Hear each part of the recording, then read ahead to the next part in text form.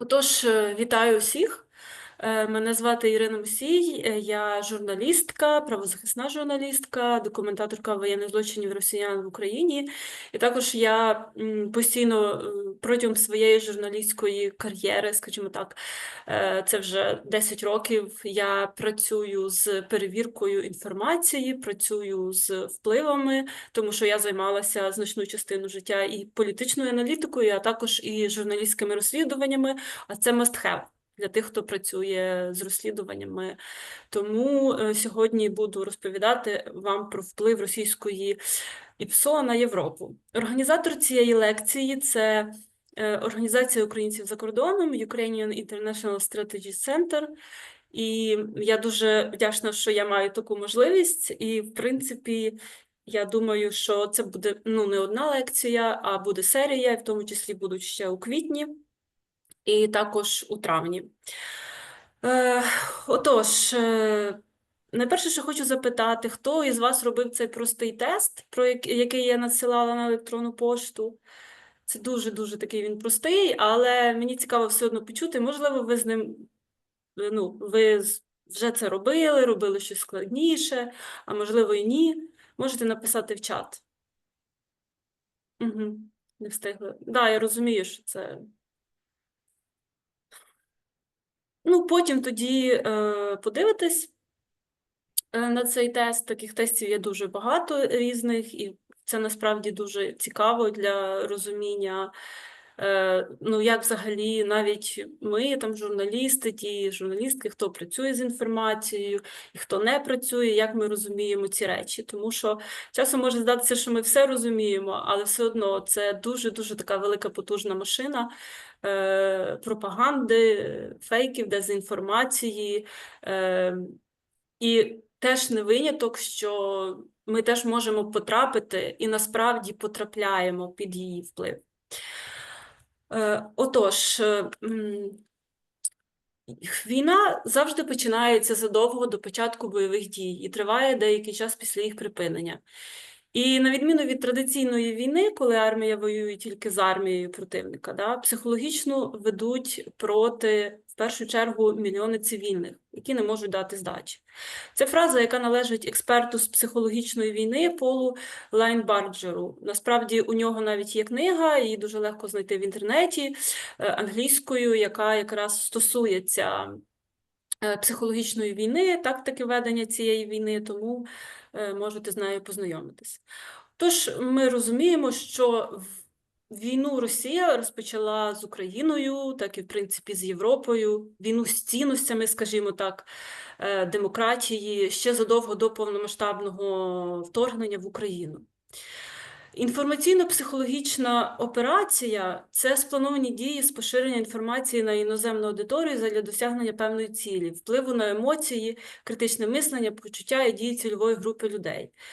І основна мета ІПСО – це типу залякування, це те, що ми можемо теж відчувати дуже часто через поширення певної інформації. Це вплив на свідомість великої групи людей. Це теж змінює дуже погляди, в тому числі, наприклад, праворадикальні рухи у Європі. Вони формувалися, зокрема, і під цим впливом. І виклик сильних емоцій і переживань. Тобто, в першу чергу, це робота з емоціями, тобто з нашою вразливістю, з нашими якимось, тобто з тим, що ми відчуваємо, що ми проживаємо. Тому це має дуже-дуже велике значення для того, щоб розуміти, які ж методи війни веде ворог з нами. Але якщо говорити про ІПСО і пропаганду, то вона існує з давніх часів і поширювалася дуже в різних форматах, залежно від того, як люди отримували інформацію, як інформація поширювалася. Тобто це були чутки, якщо ми беремо там з прадавніх часів, це був один зі способів поширювати чутки там про ворога, які там, ворог про якусь країну чи армію, яка нападала. Це листівки, газети, інтернет зараз дуже створив великий ґрунт і фактично є основою для поширення російської пропаганди і ПСО. Також це церковні і державні документи колись були. І тут цікавий факт, Ви бачите ось це фото, зверніть на нього увагу. Це фактично перший документ, який, можна так сказати, узаконив поширення пропаганди. В 1622 році папа Григорій XV заснував загальну конгрегацію поширення віри, латиною пропаганда фіде. Дієслово пропагара означає, власне, не просто поширювати, а й докладати до цього певних зусиль, ну, типу, просувати. Тобто це і те, що ми називаємо пропагандою. Російська інформаційно-психологічна операція – це один із видів зброї Кремля в Україні і Європі. І до ІПСО ми відносимо дезінформацію, пропаганду, перебільшення певної інформації або, навпаки, применшення іншої, маніпуляції, диверсії в тилу і кібератаки. І я хочу запитати вас, що ви бачите на цьому фото, чи знаєте ви цю історію?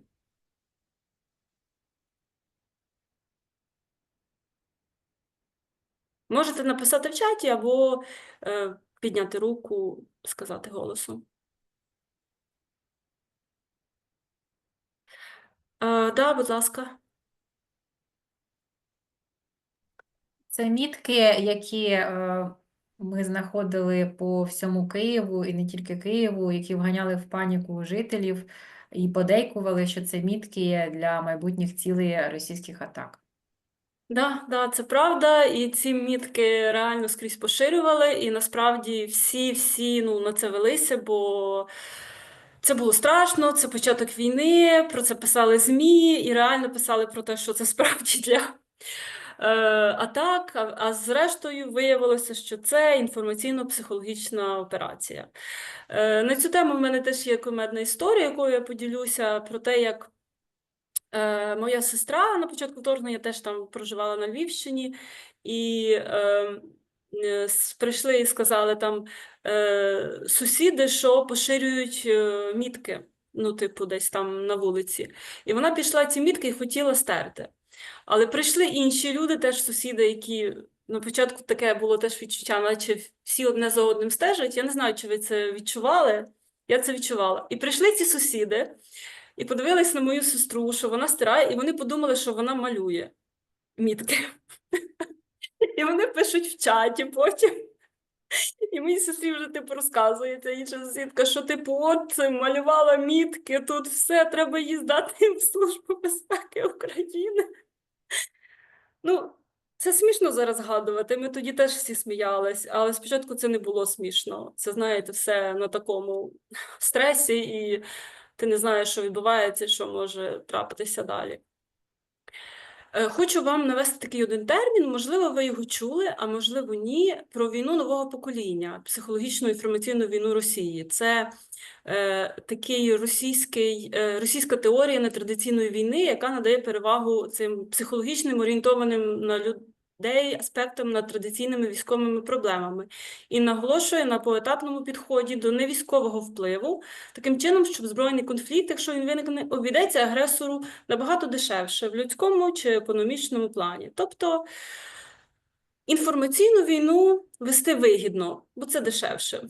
Перше такий, ну, це було проголошено у 2013 році, якраз коли в нас почалася революція, це було трохи раніше, Валерієм Герасимовим, як частина його доктрини. Тобто, фактично, в основі цієї доктрини гібридна війна як основний інструмент досягнення військових, політичних і інших цілей.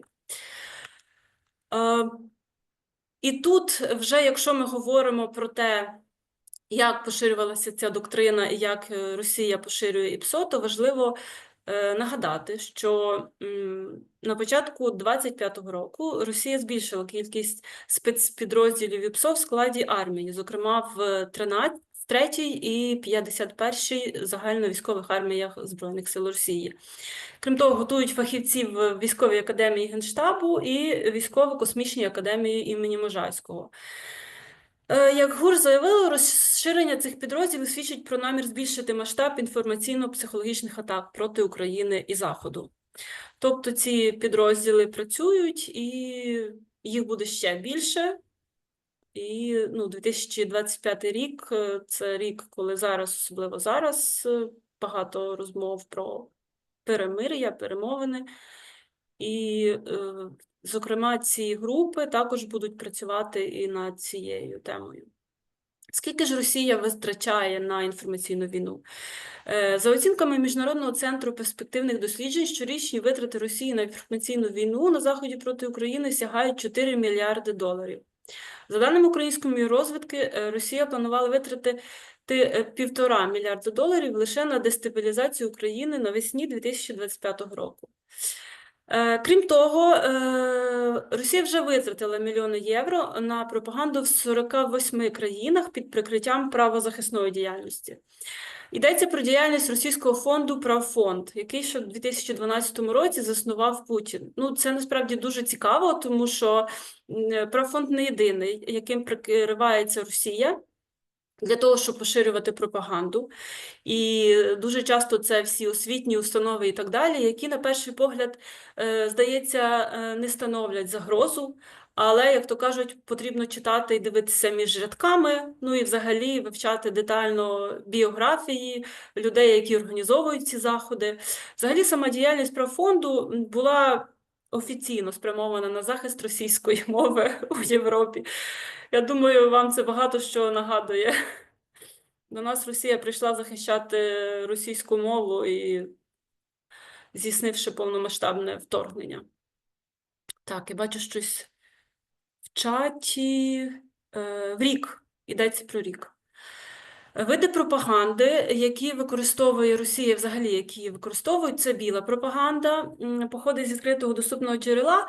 Це полягає вона в м'якому переконанні людей, і це, по суті, те, що використовують, ну, в демократичних країнах, можуть просувати певні партії, рухи.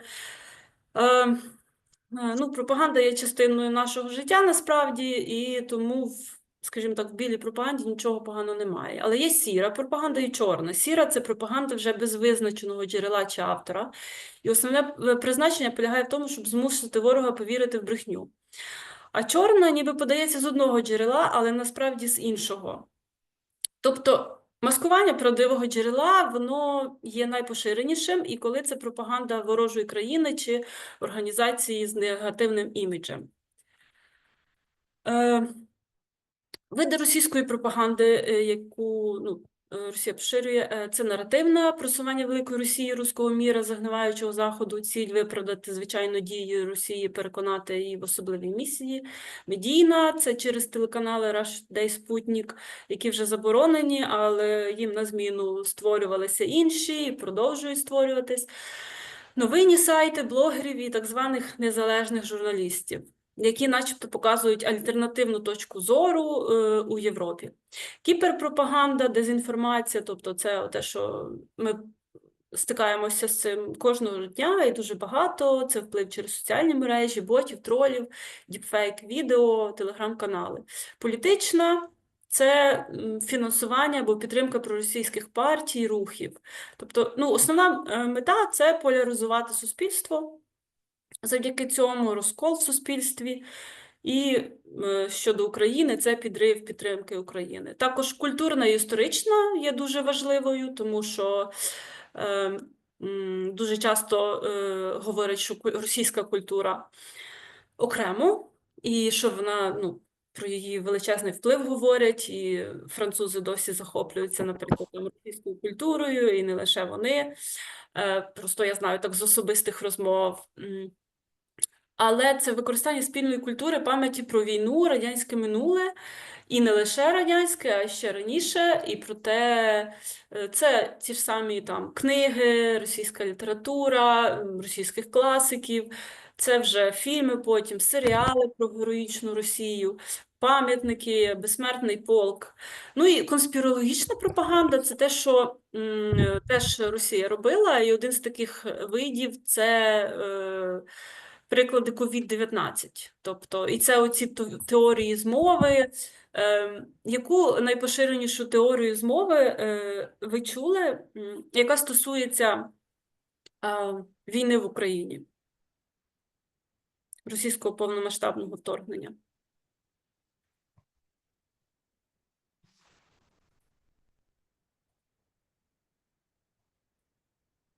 Теж можете написати або в чаті, або підняти руку.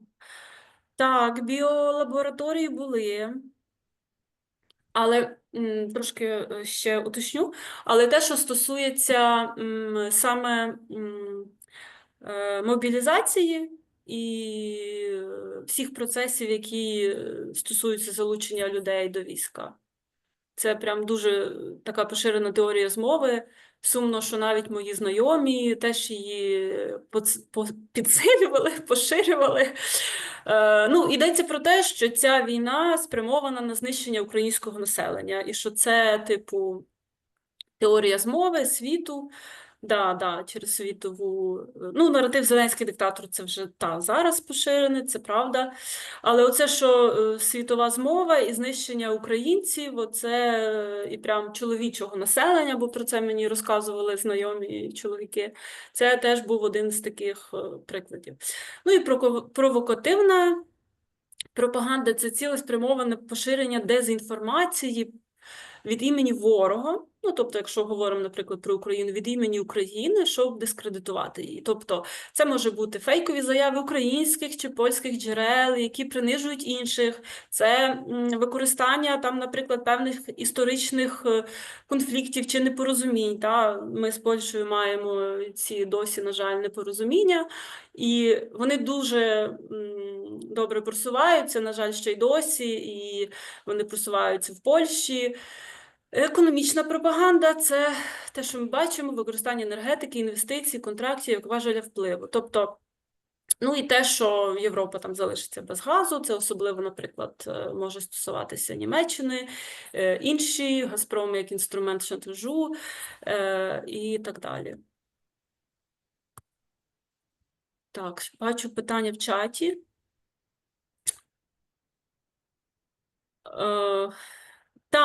Про Росія єдина релігійна, це правда. Релігія – це взагалі дуже окремий цікавий момент.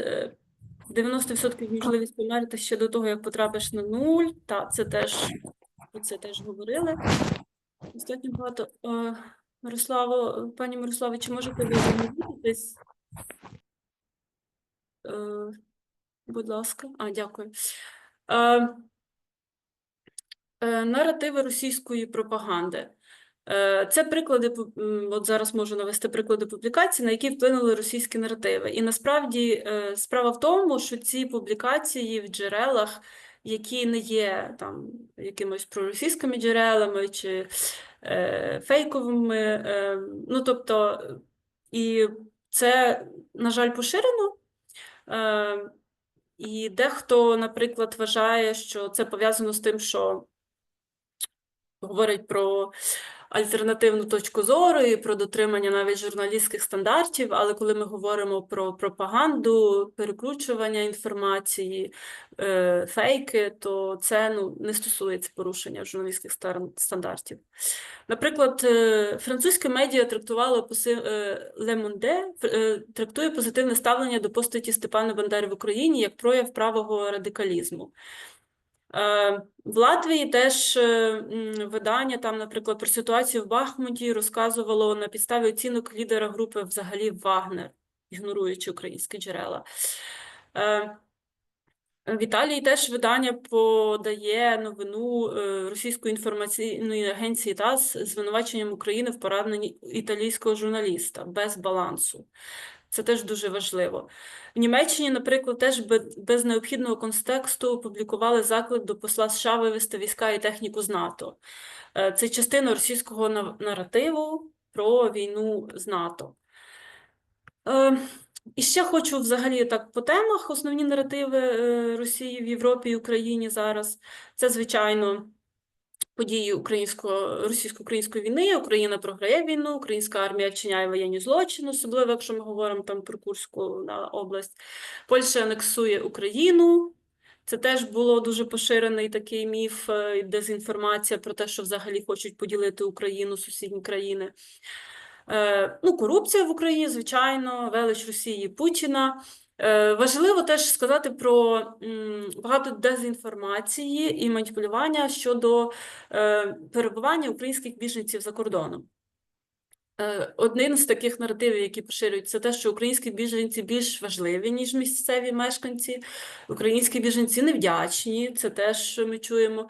Біженці підривають стабільність приймаючих країн, порушення прав українських біженців. Тобто ви розумієте, що це може використовуватися і зовсім з іншої точки зору. Не лише про те, що біженці погані, а й про те, що їм може бути погано. Порушення прав біженців там зі сторони, наприклад, країни. Так? Припинення надання допомоги українським біженцям. Воєнні загрози для Заходу, тобто це теж ЄС, НАТО, слабкі і розпадуться, типу, що там в них є, в них нема зброї, тому що вони бездіють. Там про Литву є чимало. Литва сприяє ескалації війни. Росія після захоплення України буде атакувати країни НАТО. Росія програє війну, тому застосує ядерну зброю. Насправді все можливо, ну тобто в даному випадку. Але тут ми повертаємося до того, чи ми віримо тим джерелам, які поширюють цю інформацію. Да. Російська культура і російськомовні меншини – це теж поширена ця ситуація, наприклад, цей правфонд, який захищає російську культуру і російську мову за кордоном, русофобія, там російська культура дискримінують, Україна тероризує російськомовних. Ну і стандартний міф про те, що українці і росіяни – це одна нація, так склалося історично. І зазвичай, знову ж таки, джерела, які для цього використовуються, російські джерела, російські навіть якісь книги, там, тобто повністю переписана історія. Тому тут важливо говорити про те, що і питати, там, наприклад, які ви джерела читаєте, звідки ви це знаєте, і наводити альтернативу, українські джерела, дослідження незалежні. Економічні наслідки санкцій – це теж важливий момент, і всі дуже хвилювалися, пам'ятаю, особливо на початку там вторгнення, що в Європі була така поширена тенденція, що ці санкції, наприклад, можуть більше створити проблем для Європи, ніж для Росії. Ну і тут це теж, в принципі, такий є один з наративів, який багато хто і підхопив. Окремі країни мають вигоду від війни, це теж час від часу ми чуємо, що Україна вигідна, і війна в Україні вигідна, Україну роздирають. Росія припинить поставки газу до Європи, майбутнє ЄС буде холодним і голодним. Військова допомога Україні – це теж один з наративів, і тому що, звичайно, Росії потрібно зробити все можливе, щоб Україна не отримувала допомогу, отримувала її менше, залишилася сама. І для цього Росія використовує і історичні певні конфлікти, якісь непорозуміння, і дуже спекулює на корупції і на розкраданні. Хоча не будемо заперечувати той факт, що в нас є корупція, і в нас теж відбуваються ці процеси. Але знову ж таки, ми повертаємось до того, хто поширює цю інформацію, і наскільки вона відповідає дійсності. Ну і це, про що дуже теж багато говорили, і партнери коментували, і що, мовляв, Україна не буде, і спростовували ці фейки, що Україна не буде використовувати західну зброю на території Росії. Тому що поширювався такий наратив, що буде, а отже, виходить, що ці країни там теж вступають в війну. Але нікого не так бентежив факт про те, що деякі країни, як Іран, Північна Корея та і Китай, вже фактично вступили в війну на стороні Росії. Центр протидії дезінформації в Україні теж дуже добре насправді працює і виявляє дуже багато інформації, ресурсів, які працюють за кордоном, проросійських ресурсів, які поширюють пропаганду, підсилюють. І ось один, наприклад, з таких стосується Словаччини, що загалом там в Словаччині більше 360 людей підтримали відміну санкцій проти Росії. І це повідомлення опублікував ресурс «Правда Словакія». «Правда Словакія» входить до мережі «Правда», яку Росія створила для поширення своєї пропаганди в Європейському Союзі, і діяльність якої, по суті, викрив Центр протидії дезінформації. Але, скажімо так, медіа – це не єдине поле, не єдиний простір, де Росія поширює пропаганду, хоча про медіа ми тут говоримо дуже багато. Але от, як я вже згадувала про певні освітні інституції, все інше, це теж працює. І от, наприклад, цього року в Лондоні 18-20 січня була така педагогічна конференція з питань по поляризації російської мови і російськомовної освіти на тему «Російська школа за кордоном в умовах сучасних викликів». Захід відбувся, звичайно, за підтримки Посольства Росії в Британії, а серед його організаторів Російський освітній центр «Знанія» і Асоціація російськомовних культурних та освітніх центрів Великої Британії. Тим більше до конференції приєдналися також представники російськомовних шкіл у низці європейських держав. І такі заходи є дуже поширеними, насправді, в різних країнах. І вони так можуть гучно називатися, але потрібно відслідковувати і стежити, хто організовує ці заходи, хто ці люди, які керують цими установами, хто приходить на ці заходи, теж дуже важливо, щоб розуміти, взагалі, хто за ними стоїть. Рекламні агенції – це теж один зі способів поширення російської пропаганди в Європі.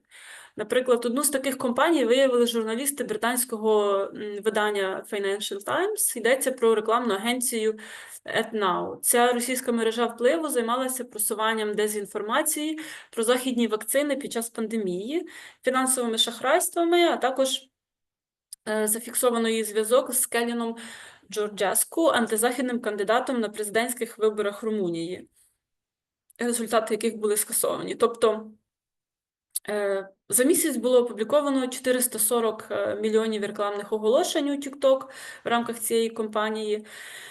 І взагалі компанія була заснована теж у 2014 році, тобто значно раніше, громадянкою Росії Юлією Серебрянською, і мала штаб-квартиру в Москві. Серебрянська – випускниця Новосибірського державного університету, і вона працювала на президентських виборах російського диктатора Володимира Путіна. Тобто ми можемо зрозуміти, що і теж відзначити, хто стоїть за однією з агенцій російських, яка працює в Європі. І тут зараз один з фейків, приклад одного фейку наведу, який опублікувало взагалі німецьке видання, щоденна німецька газета, не пропагандистське російське медіа, тобто якесь створене та фейкове. Тобто цей агітпроп просуває специфічний образ української біженки. Як ми бачимо, наратив спрямований стосується українських біженців. Української біженки ледачої і нічого не вартої, яка може лише зухвало вдягатися і вештатися Європою. Кремлівські медіа поширюють інформацію, що понад 50% працівниць у будинках розпусти в Німеччині – це українки.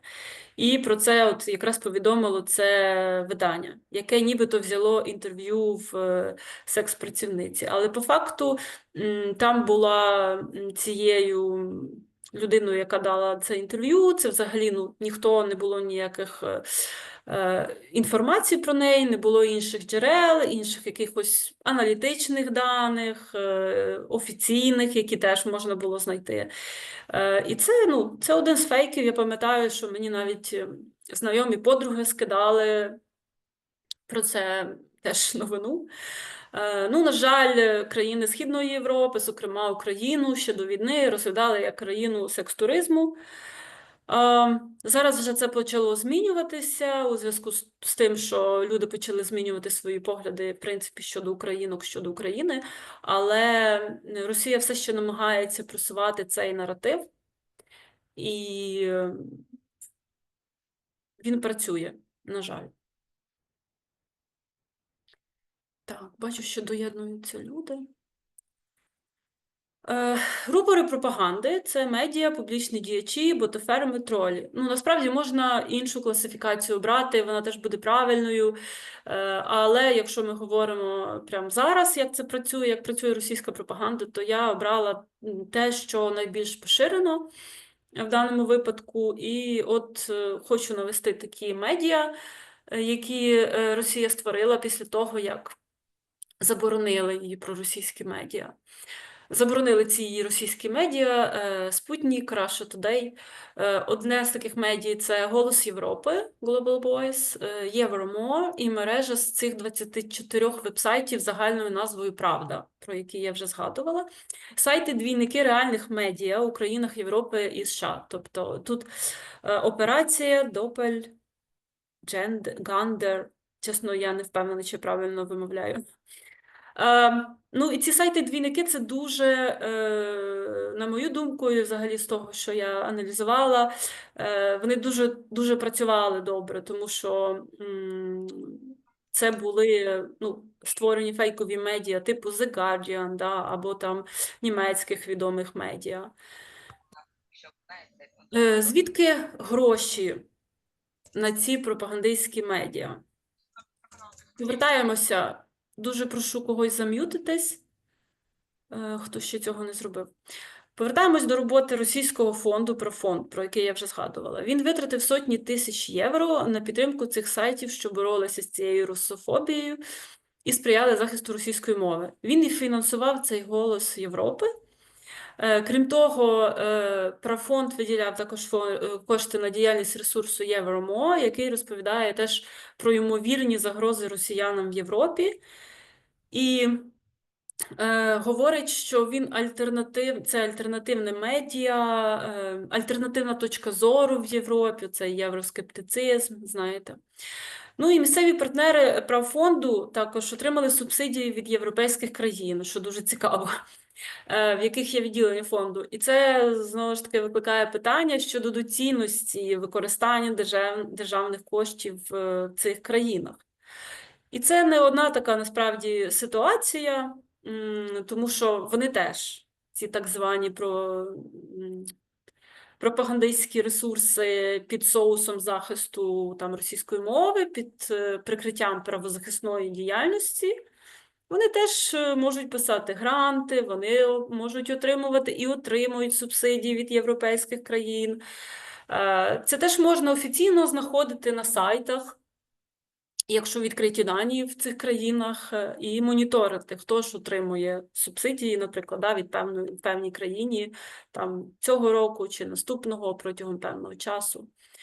Ну і ФСБ використовує фонд для вербування співробітників за кордоном. Про це ще говорила Служба безпеки Естонії у 2020 році, ще до повномасштабного вторгнення. «Голос Європи». «Голосом Європи», в принципі, керував ним Медведчук і створеним колишнім продюсером каналу «112 Україна» Артемом Марчевським.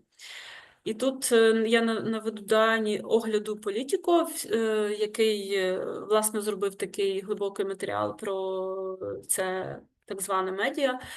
Огляд «Політіко» всіх 50 відео на YouTube-каналі «Голосу Європи» показав, що всі 16 депутатів Європарламенту, які співпрацювали з цим каналом, є представниками ультраправих сил. І там депутати часто наголошували на тому, що мирні переговори, звичайно, мають бути проведені терміново, треба зупинити кровопролиття як українців, так і росіян. Ну, скажімо так, Дональд Трамп говорить схожі речі, говорив з самого початку, і не тільки він. Тобто, головне зупинити кровопролиття, неважливо на яких там умовах. Ну, але, як ми бачимо, дещо теж змінюється в цьому полі, тому що неможливо підігравати так російській пропаганді, коли зовнішнє середовище все навколо розуміє, вже що відбувається і так далі. В принципі, його і звинувачували в тому, що він це поширює.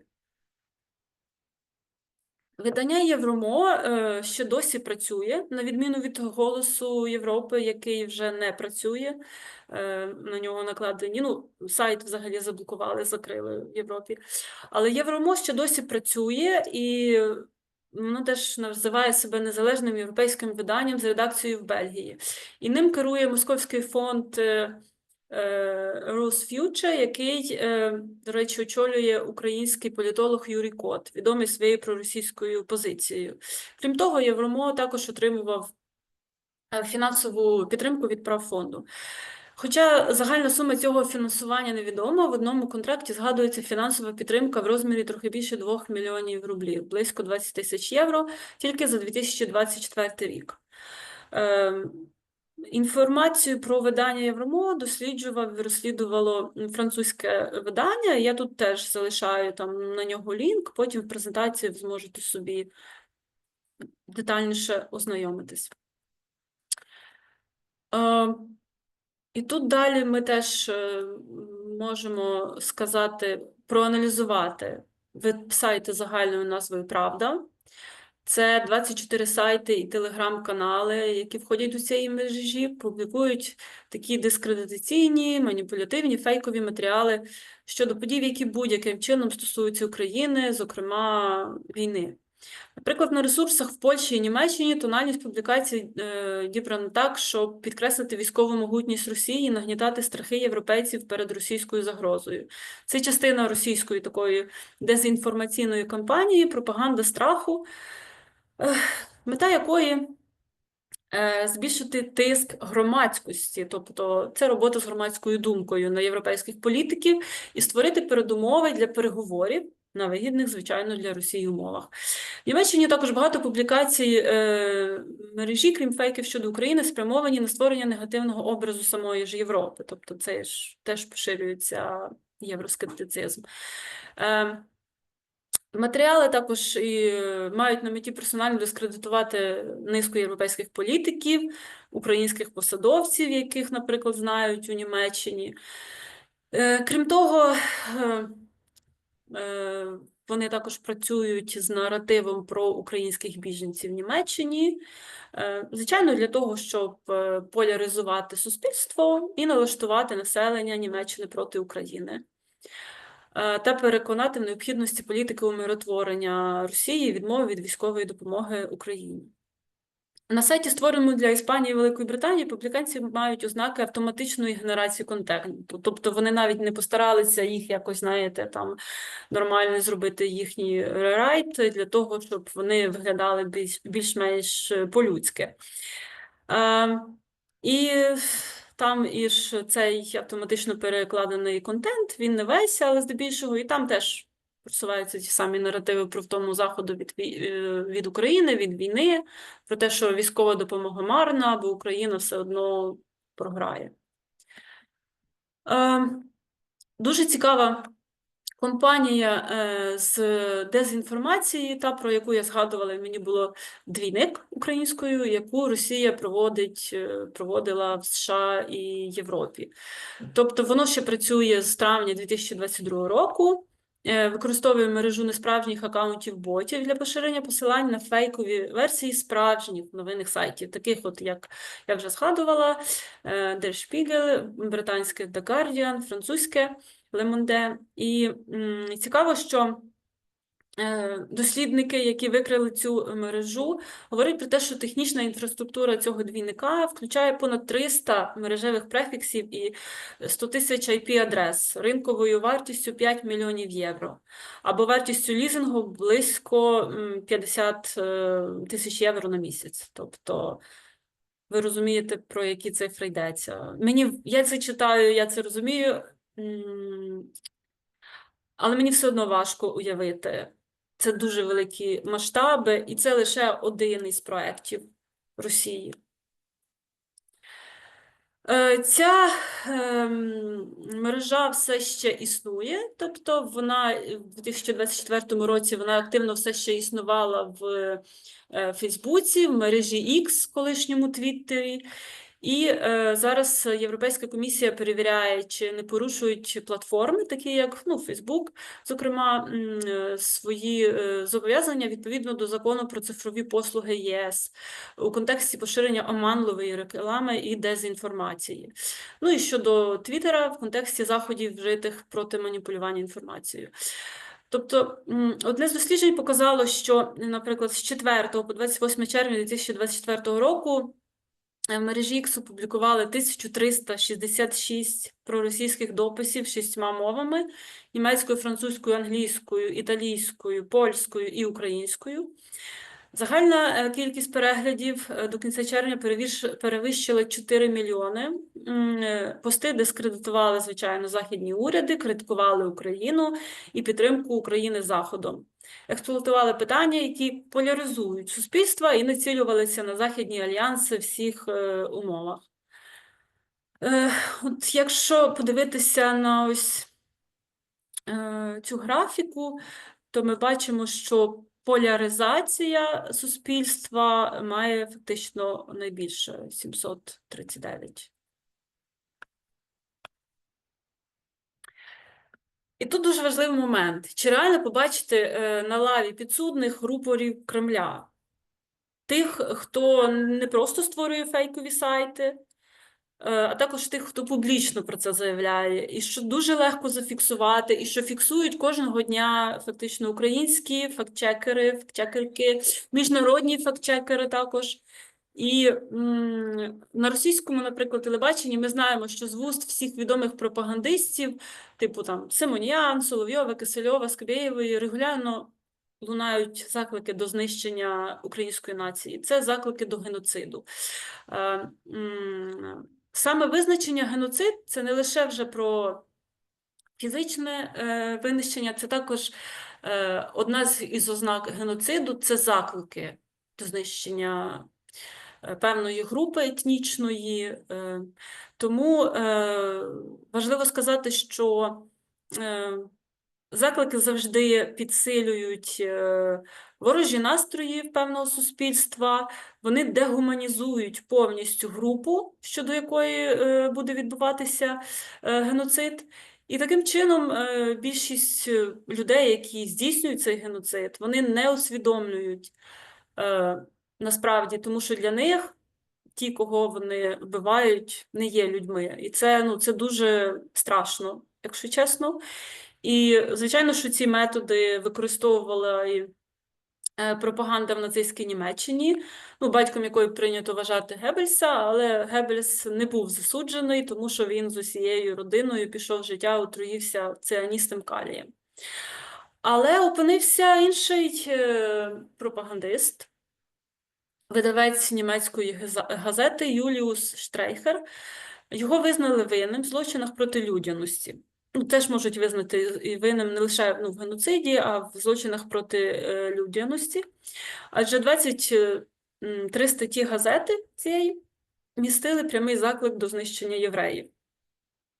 Взагалі тут дуже, я пам'ятаю добре один момент про те, що ці ж ворожість до євреїв, вона ж була не лише в Німеччині, так, вона була в багатьох країнах, і це підсилювалося, це частина інформаційної війни. І я не знаю, чи ви читали таку книгу, але книга «Вибір» Едіт Егер вцілілої, яка теж була в цих таборах, і вона дуже мені запам'ятався один момент, де вона розповідає про те у своїй книзі «Вибір», як коли вже звільнили її та інших з табора, і вона намагалася з Аушвіца, вона намагалась повернутися. Спочатку, бо вона взагалі родом, вона народилась в Словаччині. І там були, і вони приходять, вона з іншими людьми приходять до потяга і хочуть їхати в цьому потязі, але їм кажуть, тобто це були люди, не ті, хто воювали, не нацисти, а люди були, якщо я не помиляюся, це було в Угорщині або в Австрії, от я не впевнена, але який був градус напруги, що вони їм казали, ви євреї, вже навіть коли війна закінчилась, так, і їх звільнили, ви євреї, ви не можете їхати разом з іншими людьми в потязі, і вони їхали зверху.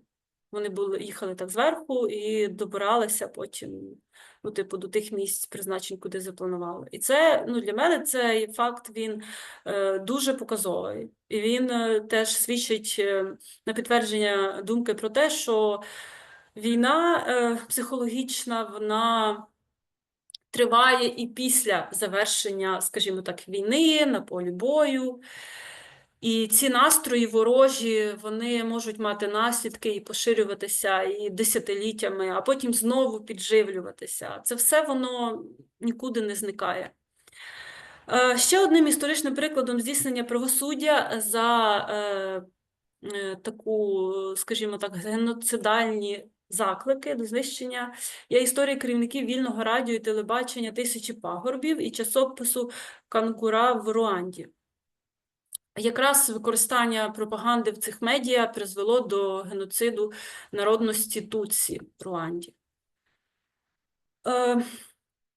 Що ж, якщо говорити про тих, хто підтримує пропаганду в Європі, про ці імена, партії, діячів, то я тут теж вирішила поділити окремо партії. Це дуже важливо знати ці партії. Журналісти, активісти і депутати Європейського парламенту. Про партії, я думаю, що ви, мабуть, їх знаєте, або більшість із них. Партія «Альтернатива для Німеччини», це зрозуміло.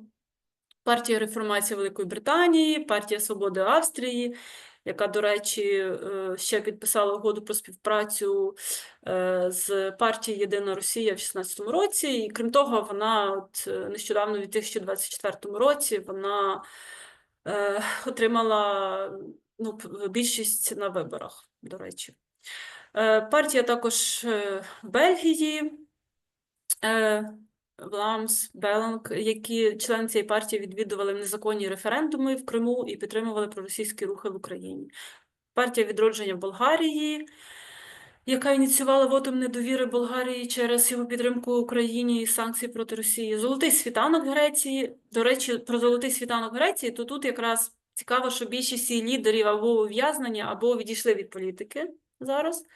Але потрібно розуміти, що все одно ці наративи і ці люди, які відійшли від політики, які не були ув'язнені, це неонацистська партія, вони все одно є. І вони можуть утворювати нові рухи партії, змінюючи просто імена і назви. Партія в Італії, Ліга Сальвіні. Тут теж цікаво, що говорили навіть на початку те, що ця партія співпрацювала із партією Мелоні. Поки що вона теж в 2017 році підписала угоду про співпрацю з Єдиною Росією. Партія Свободи в Нідерландах. Лідер партії також відвідував Москву, зустрічався з російськими офіційними особами, висловлював підтримку проросійським позиціям. Національне об'єднання Франції, це теж ви знаєте про цю партію, це Марі Ле Пен. Так, я тут бачу.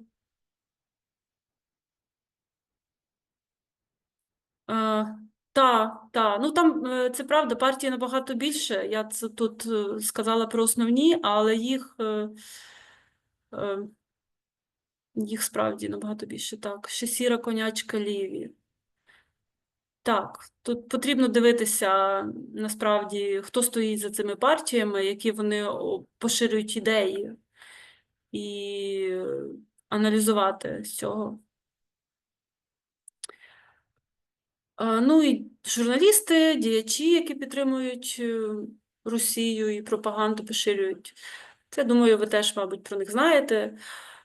Це я таких навела найбільш відомих, але хочу, щоб в реєстрі іноземних пропагандистів від Мольфара є дуже великий список. І там дуже цікаво, насправді, ви можете, я тут теж залишаю на нього лінк, і ви можете там їх всіх знайти. Йоган Бекман, фінський політичний активіст, відомий своєю проросійською позицією, антизахідною пропагандою. І він, звичайно, що брав участь в заходах, спрямованих на дискредитацію Фінляндії і інших країн. Більше того, він був оголошений персоною нон-грата в Естонії і висланий з Молдови. Британський журналіст Грем Філіпс, який отримав санкції вже від уряду Британії ще в 2022 році за створення поширення проросійської дезінформації про війну в Україні. Соня Ван де Енде – це нідерландська журналістка і політична активістка. Вона відома своїми репортажами в Сирії України. І також вона критикує, її діяльність описується як проросійська і пов'язана з російською пропагандою. І щодо депутатів Європарламенту, то тут теж йдеться про тих депутатів, які брали активну участь приходили на ефіри «Голосу Європи».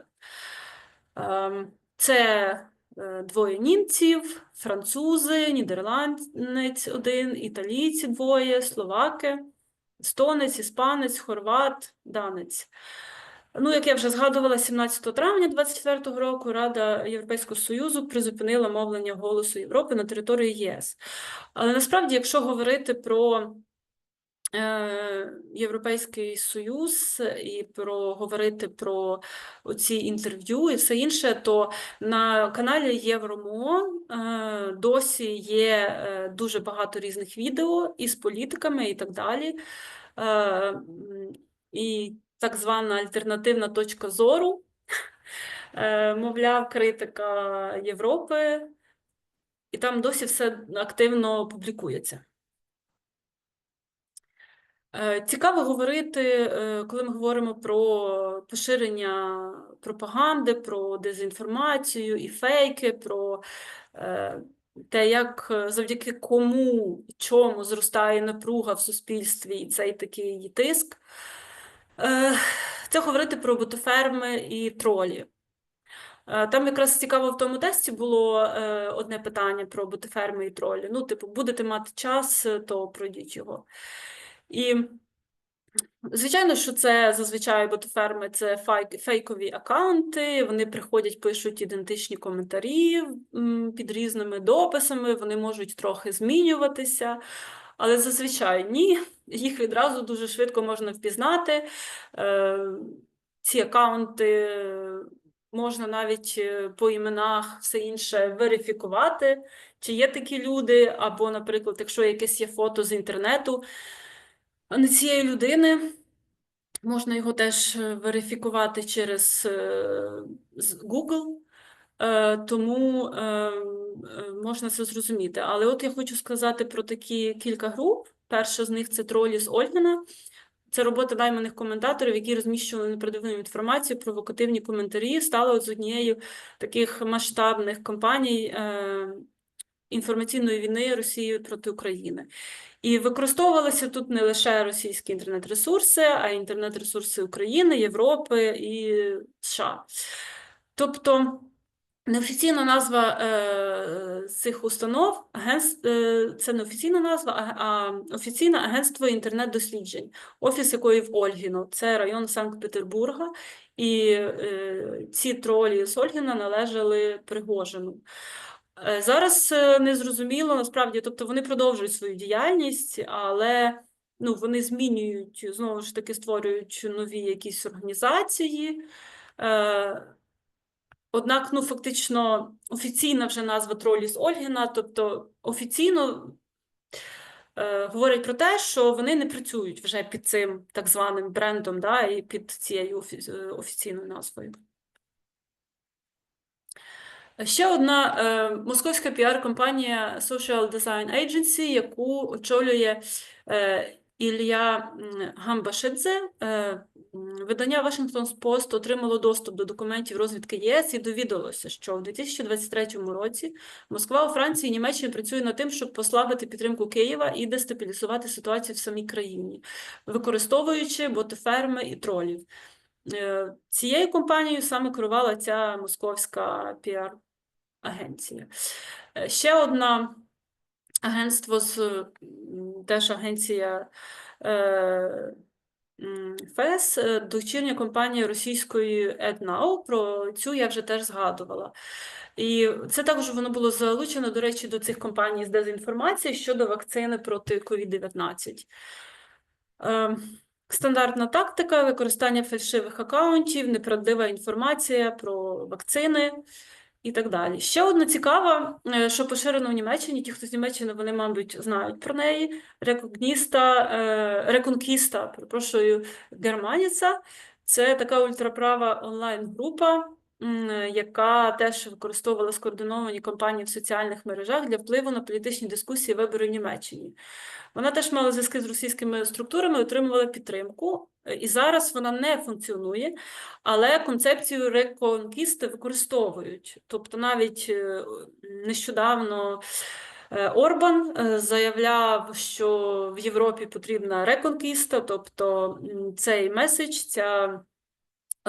ці такі погляди проросійські, ультраправі, вони досі поширюються. Тобто реконкіста германіця може з'явитися, або вже, можливо, з'явилася під іншим брендом. Можливо, реконкісту збережуть, можливо, буде щось те саме, або зовсім інше. І зараз переходимо до такої частини більш практичної, тобто практичні моменти поради про те, як розпізнати фейк і маніпуляцію. Тобто фейк зазвичай це повністю підроблена новина. Це не просто брехня там про щось, так, а неправда, яку видають за новину. Маніпуляція – це не завжди, до речі, фейк, це може бути свідомо викривлена інформація для формування певного ставлення до певної проблеми, людини чи явища. Тобто це може бути якась неповна інформація про щось, що сталося, навмисне приховування її аспекту, зміщення акцентів повідомлень, висмикування контексту.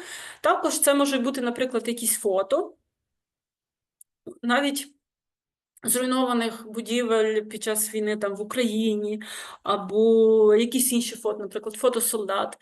І це фото, ну, воно може бути реальним, але воно, наприклад, фото солдатів, пам'ятаєте, поширювали, як наші українські бійці там сплять на снігу. Ну, типу, насправді це фото взагалі російських солдат, воно не українських, але його багато хто поширював.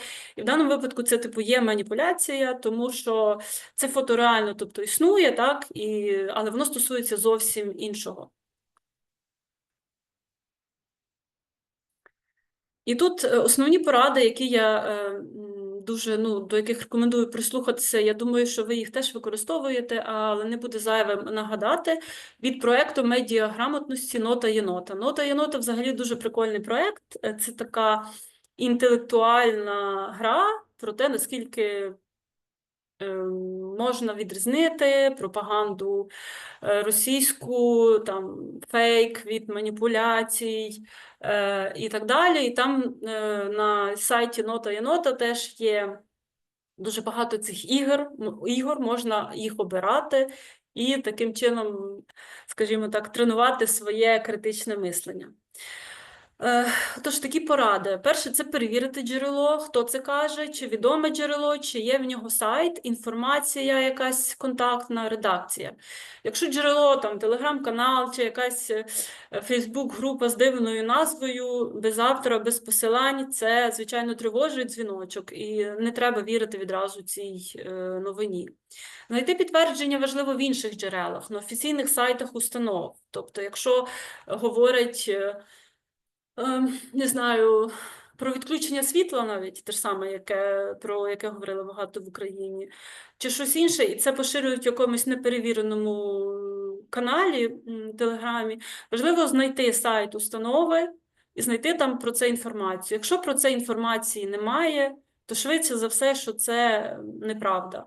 Те ж саме може стосуватися там питань, які цікавлять українців, які перебувають за кордоном. Якщо це просто десь поширюється без конкретного посилання, навіть якщо це в групі українців десь поширюється, але немає якогось конкретного посилання, і ви не знаєте людину, яка це поширює, або навіть як знаєте, все одно не зайвим буде перевірити цю інформацію, особливо, коли це цитують якісь медіа, або офіційні установи. Тобто, як цитують? Кажуть, що там от такі повідомили, хоча насправді це не так. Подивитися теж важливо на дату, того що часто проросійські ці медіа використовують якісь старі новини, поширюють їх як нові. І важливо зрозуміти, тобто, якщо з'являються якісь такі новини, які підкріплюють, наприклад, градус напруги в суспільстві щодо певного питання, це свідчить про те, що це частина пропаганди, інформаційної війни, і важливо зрозуміти, які ж медіа це поширюють, так? Чи це не фейкові медіа, чи це які канали це поширюють, групи. Ну і перевірити фото або відео, чи це точно зараз. Фото можна перевірити дуже просто через Google або іншу програму. Ну, я зазвичай перевіряю через Google. Насправді працює досить добре. Тому може бути таке, що воно і не покаже, так, буває таке. Але коли я шукала інформацію для одного, яке знайшла медіа, яке називається 24/7 зараз, а раніше це був сайт опозиційної платформи «За життя». І 24/7, звичайно, вони зараз все пишуть українською і так далі, і в них там команда журналістів. І от я вирішила з фото, вирішила верифікувати по фото, чи справді є такі люди. І я знайшла багато сайтів, по-моєму, 10 сайтів, якщо не більше, бо я вже всі, можливо, і навіть не виписувала, де міститься інформація про тих же ж людей, тільки вже в них інші імена на кожному з цих сайтів, да? І вони теж входять до команди цього сайту. Це сайти були в Туреччині, це сайти були в європейських країнах, в Німеччині і так далі. Це були якісь просто звичайні сайти по дизайну, тобто це не обов'язково були медіа, так. Тому тут якісь такі речі теж можна перевірити. Ну і важливо проаналізувати теж мову, тобто сильні емоції, капслоки оці, знаєте, допоможіть або ще щось. Або оці ще згенеровані штучним інтелектом зображення, і де пише там оці якісь капслоки, або це дивне, в мене сьогодні день народження, мене ніхто не привітав, чи ще щось. Це сигнал. Фейки часто намагаються маніпулювати страхом або гнівом, також і співчуттям, тобто цими найгострішими нашими емоціями, які проявляються в певних таких критичних ситуаціях. Це можуть бути гасла, оці, які ми теж читали, їх набагато більше, влада змовилась, правда, яку від вас приховують. І важливо не поширювати інформацію, доки ви в ній не впевнені. Тому що це і не читати новини 24/7, це зберігати інформаційну гігієну, обрати, особливо зараз, читати перевірені джерела, робити це не постійно так само, тому що, на жаль, мозок перевантажується і в такому стані теж потужної інформації великої теж можна повестися на певні фейки і маніпуляції. Тут дуже цікаві факт-чекінг сайти, ресурси для перевірки інформації, якими я теж хочу з вами поділитися. Це наші ресурси, вже я тут згадувала ноту єнота, згадувала про Центр протидії дезінформації. Крім того, працює StopFake, він працює вже теж давно. Європейський теж сайт Disinfo. Тепер інтернет-архів, до речі, це дуже цікавий архів. Тут якраз ви можете, якщо бачите якесь сумнівне або проросійське видання, ви можете зайти на цей архів, просто скопіювати туди, вставити посилання і відразу побачити історію цього видання, коли воно створене, що це було раніше і так далі. Наприклад, я так шукала про одне видання, яке створили українці в Європі, але українці, які раніше дружили тісно з ОПЗЖ, і я знайшла інформацію, що раніше це видання повністю було російською мовою, воно було неактивним, і це була така, знаєте, як називають, сміттярка. І це було не одне таке видання, тому і тут користуватися взагалі цим архівом дуже просто. Сервіс Whois допоможе визначитися з доменом сайту і вкаже, що якщо вибране користувачем ім'я вже зайняте. Журналісти можуть використовувати цей ресурс для перевірки, хто і коли зареєстрував домен. Тобто тут потрібно ввести адресу в рядок пошуку і після появи позначки Unavailable клікнути на Whois. Сайти фактчекери також Shops.com, FactCheck.org, вони перевіряють англомовні новини, тому тут можна їх використовувати. Пошук на Shops.com відбувається за ключовими словами чи заголовками, а є можливість обрати часовий також період. А FactCheck.org пропонує можливість взагалі поставити питання з приводу конкретної інформації і отримати відповідь в розділі Ask FactCheck.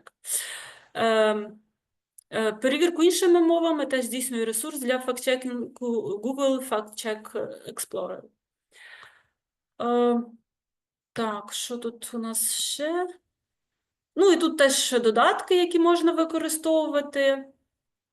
Перший додаток за лінком на відео, він показує повні метадані, до речі, де щодо відео, включно з наявністю ліцензії на контекст і навіть локацією, яка відтворюється на мапі після натискання відповідної позначки мап. Цей ресурс також дає можливість пошуку за скріншотами з відео, зображення в Google і в стрічці дописів Twitter.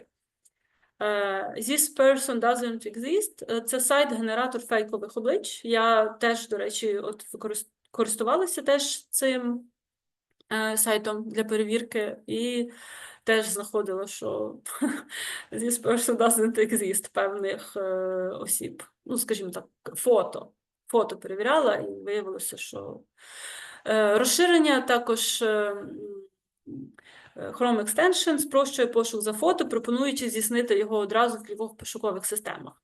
Ну, тобто ви можете окремо за фото шукати в Google, в інших, на інших ресурсах, але можете відразу встановити це розширення і здійснити пошук вже одночасно. Ну і тут ось інструменти від Molfaro. Взагалі можна зайти до них на сайт от, за посиланням, і там є дуже багато інструментів. Є такі, що, ну, які потребують більш детального вивчення, та відразу їх не зрозумієш. Є такі, про які ви знаєте. Їх можна пробувати тестувати, крім того, в Molfaro є курси, типу, вони, звичайно, платні. Але, от, наприклад, я ці ось інструменти, з якими я ознайомилася від Molfaro, типу, які є безплатно на сайті, деякі я з них не знала, я навіть встановила деякі розширення і зараз їх використовую. Також цікавий компендіум OSINT інструментів від Truth Hounds. Це організація, яка займається в Україні документуванням воєнних злочинів і розслідуваннями воєнних злочинів. Це теж посилання я тут залишаю. Фактчекінговий проєкт «По той бік новин», який так само аналізує фейки, інформацію, те, що поширюють в Україні, і ну, не лише в Україні. Це, в принципі, проєкт «Нота є нота», це теж проєкт «По той бік новин». Ну, наразі у мене все. Тут я ще теж залишила список рекомендованих джерел.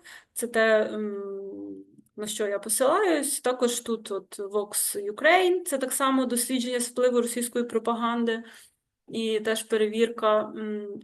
І дуже класна міжнародна платформа розслідування злочинів Bellingcat. Я не знаю, мабуть, ви теж знаєте про неї. Фактично, з такої гучної історії Bellingcat, тобто збору інформації з відкритих джерел, гучної історії, фактично почали тоді говорити про осід, наскільки він важливий. Тому що лише завдяки роботі з відкритими джерелами журналістам Bellingcat вдалося дослідити інформацію щодо збиття Боїнга, і, по суті, їхні дані теж потім використовували для того, щоб судити певних осіб, причетних до збиття Боїнга. Ну, в принципі, я вже про це говорила, і ви теж знаєте, що основа психологічної війни – це емоції. Люди живуть емоціями і піддаються впливу одне одного в соціумі. Росія багато років веде психологічну війну проти України, хоче залишитися невпізнаваною. І завдання кожного і кожної з нас – навчитися відрізняти правду від брехні і доносити інформацію до інших. Дякую вам за ваш час і зараз я читаю теж коментарі. Так.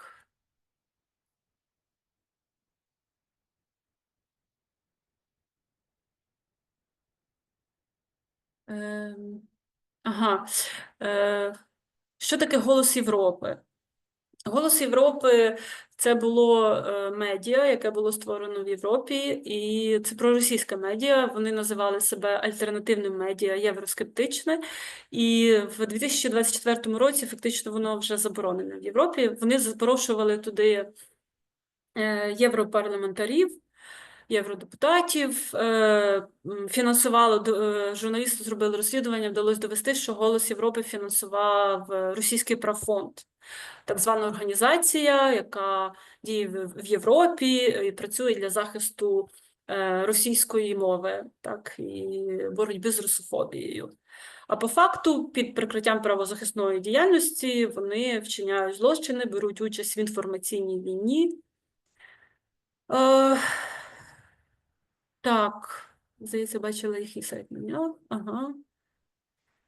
Завжди прошу посилання на джерело, коли блогери щось публікують, якісь новини, навіть якщо це позитивні новини. Так, звичайно. Ну, блогерам теж не варто насправді довіряти. Багато хто довіряє блогерам, але краще довіряти офіційним джерелам. І тому що часто і блогери мають свою думку, навіть якщо це супервідомі блогери. Ну, я скажу вам так, я навіть не довіряю супервідомим блогерам, чесно кажучи.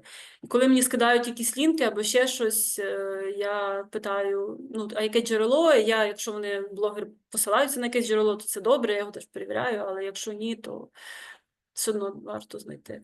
Питання, якщо телеграм-канал пише «Аля, я військовий, публікую свої думки, досвіди», це теж шляпа, так? Дурне питання. Ну, так. Це, ну, тобто є такі канали, які створюють військові, це правда, вони теж працюють. Але залежить від того, тут треба розуміти вже, як поширює цей канал інформацію, на що він посилається. Щодо досвідів, тут так само незрозуміло. Взагалі навіть можна перевірити його аккаунт в Телеграмі. Ну і це просто. Тобто, якщо він офіційно, він не приховує своїх контактів, все інше, можна перевірити інші соціальні мережі, за прізвищем, за ім'ям, побачити. Чи взагалі ця людина ну, десь є ще і щось веде, і ще десь про щось публічно говорить. Я ще чула пораду запитати себе, хто з якою метою до мене звертається. Так, це класна порада. Це класна порада. І які емоції це в мене викликає, хто з якою метою до мене звертається. Багато хто каже, що офіційні джерела, типу пропаганда українська. Дивіться, пропаганда українська теж є, насправді. І пропаганда, як я вже згадувала, вона завжди є і завжди буде. Тобто цього слова, самого його не варто боятися. Тут питання в іншому. Тут питання в тому, що, наприклад, якщо політик, там, депутат озвучує якусь думку, ЗМІ це перепощують, чи якісь, не знаю, люди там перепощують це, то відразу кажуть, хто висловлює свою цю думку. Якщо це якась підозріла річ, якщо то тобто, якесь суб'єктивне бачення, то журналісти, які з цим працюють, і так як я працювала в журналістиці, працюю, то часто це не просто поширення новини, що хтось щось сказав. Навіть якщо це було опубліковано, ну, скажімо, на сайті Генпрокурора. Це може бути також додання якоїсь аналітики, якихось даних, що стосується, ну, якщо це не інтерв'ю, це вже інша історія. Але додаються зовсім інші речі. Тому офіційні джерела, звичайно, добре взагалі критично ставитись до всього. Але так можна теж збожеволіти, і це правда. Офіційні джерела можуть потім і журналісти теж перевіряти, і було таке, що всі можуть помилятись так само, ті ж самі офіційні джерела, але це те, до чого варто звертатись і знаходити, якщо це якийсь факт, я кажу факт про відключення світла, чи факт про арешт когось, чи факт про якусь судову справу щодо воєнних злочинів, чи ще щось. Можна почитати цю новину, подивитися не лише на сайті поліції чи прокуратури. Можна знайти в реєстр судових рішень, знайти це рішення, прочитати самостійно. Це вимагає, звичайно, додаткової праці, додаткового часу і розбиратися, як працюють ці реєстри. Про реєстри я вже тут не говорила, тому що оскільки тема більше стосується, ну, типу, Європи, я про європейські реєстри, ну, це можна окремо говорити і дуже багато про те, як перевіряти. Я тут навела, типу, основні речі, які стосуються саме медіа, як медіа перевіряти, як розпізнавати пропаганду.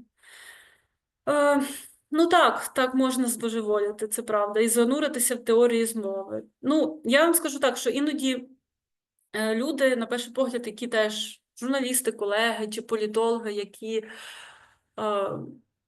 здавалося б, розуміють, як там відрізнити теорію змови від правди, і не закопувати себе ще далі, розумієте? Не займатися цим самонакручуванням. Е, Вони теж ведуться на це і часом кажуть про тіньові уряди. І це дуже страшно, тому що так, ми не можемо знати все на 100%. І є якісь речі, які справді від нас приховують. І це буде, і це будуть займатися, дізнаватися правду, це будуть розслідувати журналісти, розслідувачі, той же ж Bellingcat, ну і є інші, можна читати їх, дивитися і розуміти. Тому тут важливо теж зберігати здоровий глузд і ну, довіряти тому, що має певний імідж, що є офіційним, і, звичайно, розуміти, які це емоції викликає, на що посилаються журналісти чи певні канали, які пишуть про це чи інше. Які у вас ще є запитання? Дякую. Дякую вам, Каріно, що приєдналися.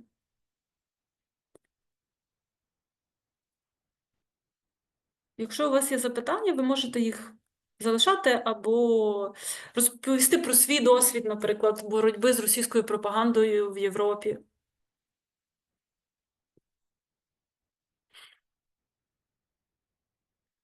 Е, ну, от, в принципі, оці всі, що тут в мене є джерела, про які я тут залишаю, і на них варто підписатися. Тут в мене є і чи ви маєте на увазі блогерів? Ну, я не скажу, на яких блогерів підписатись. Я не читаю блогерів. Тобто мені скидають блогерів, хіба що для аналізу. Якщо про ресурси, то в Україні це от тут дослідження, Inform, Детектор медіа українські, потім The Guardian, звісно, варто читати. Потім ну, Центр протидії дезінформації, рупори Кремля, тут теж є всі, хто займається цими речами. Що ще? Що ще? Ну, Vox Ukraine, Bellingcat. Обов'язково знайти, дивитися, підписуватися, бо вони дуже круті, насправді. На Мольфар підписатися, в них є телеграм-канал, там час від часу є різні оновлення стосовно. Ну, вони часто, окрім того, що в них є платні заходи, які теж є дуже крутими, і онлайн-курси, вони теж постять оновлення і на сторінці в себе і так далі про певні інструменти нові. І там безкоштовні ці пости, і ти можеш собі читати, заходити, дивитись. По той бік новин, оце і прикольне, це StopFake, так само, європейське Disinfo, це ще одне міжнародне медіа, тільки я забула чесно назву, теж має фактчекінгові проекти. Взагалі більшість цих медіа, яким довіряють, вони мають фактчекінгові проекти. Але є таке, я вже про це тут казала, що навіть ті медіа, там, я згадувала про одне німецьке медіа, щоденну газету, які вони можуть теж поширювати дезінформацію, це правда. І ну, російські журналісти теж можуть писати статті, наприклад, була така одна історія, якщо я не пам'ятаюся, чи то з Нью-Йоркером, чи Нью-Йорк Таймс, насправді їх було значно більше тих історій, де теж так писали, тому тут важливо і дивитися на авторів, хто пише так ці публікації, бо можна дуже багато накопати. Так, тексти, звичайно, тексти теж, це без сумніву. Презентацію я зможу поділитись, да, я надішлю вам презентацію на пошту електронну. Якщо у вас є ще запитання якісь, або ви хотіли би поділитися своїм досвідом, то, будь ласка. Я справді щиро сподіваюся, що вам було корисно, бо я бачу, що тут є люди, які теж дуже багато всього знають і працюють з цим. І я думаю, що ви мені можете е, е, ще багато теж розказати. І, так, да, Настя, дякую. Я бажаю вам успіху під час воркшопу. І це дуже круто, що ви це робите. І не один воркшоп, сподіваюсь, вийде зробити більше, але це дуже важливо, бо кожен з нас, хто за кордоном, так і в Україні, але якщо ми говоримо зараз про перебування в інших країнах, знаєте, є рупори Кремля і пропаганди, а ми будемо рупорами правди і України. І це база. Тобто не треба знати прям всі оці інструменти, про які я тут розказую, чи розслідувати, але є якісь, типу, базові навички, і вони допомагають. Вони допомагають. І якщо європейці будуть розуміти ці базові навички не на рівні, я кажу, журналістів, активістів, а просто на рівні людини. Це дуже важливо зараз. Інфогігієна, критичне мислення – це насправді база. І далі це буде ще більше зростати. І якщо люди не почнуть це розуміти і критично мислити, то настроями, людськими думками все більше будуть маніпулювати, впливатимуть на вибори і таке інше. Яке ваше відношення до чат-рулетки, де наші історики чи просто українці намагаються довести росіянам те, що вони усі під впливом пропаганди і усі дезінформовані? О, я не знаю. Якщо в когось є на це ресурс, то це можна робити.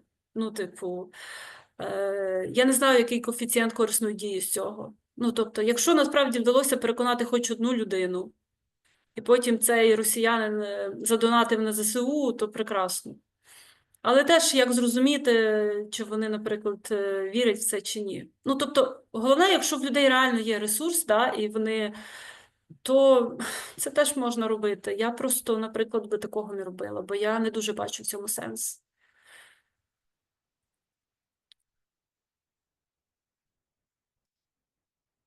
Давайте разом робити. О, супер! Ви вже можете колаборуватися, разом робити. І я теж не проти долучатися до ваших заходів і теж щось спільно можемо разом думати і залишатись на зв'язку.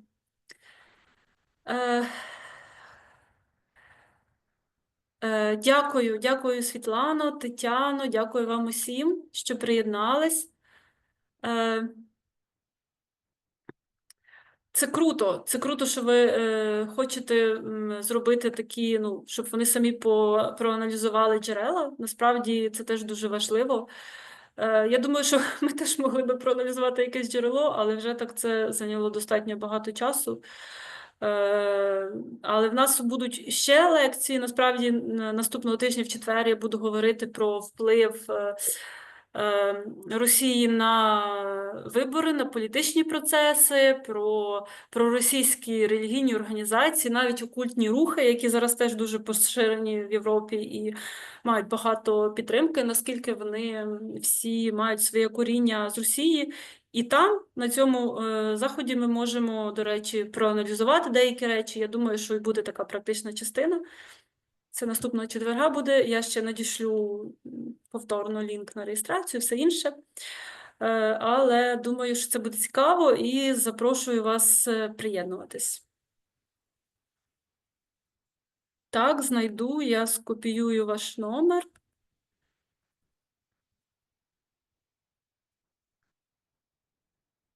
Так, що ж тоді, дякую усім за те, що приєдналися, за те, що були тут цю годину. Я сподіваюся, навіть більше. Я сподіваюся, що це було